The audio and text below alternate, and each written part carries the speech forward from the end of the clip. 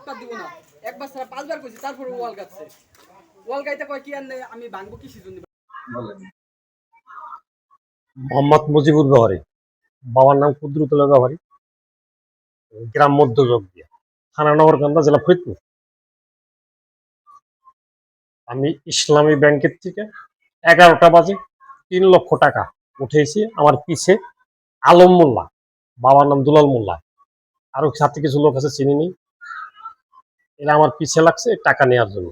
টাকা নিয়ে যখন নিচে এসেছি, আস্তে আস্তে কথা কয় আর রেজিস্ট্রি অফিসে যায়। আমি রেজিস্ট্রি অফিসে বন্ধ গেছে, যাই কয় তোর কাছে টাকা আছে 3 লাখ, টাকা দে। আমি বললাম কিসির টাকা দেবো?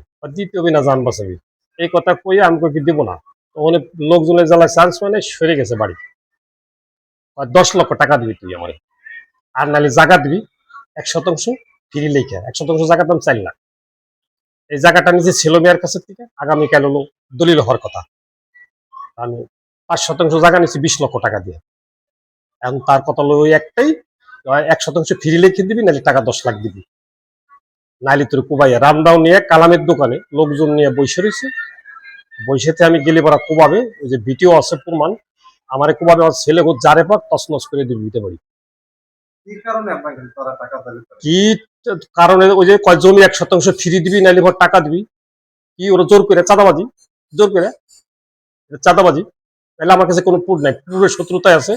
ওর বাবার সাথে ওরা আমার সাথে 8টা 10টা মামলা করছে। মামলা করে আমার 9 দিন হাজত পর্যন্ত খাটাইছে।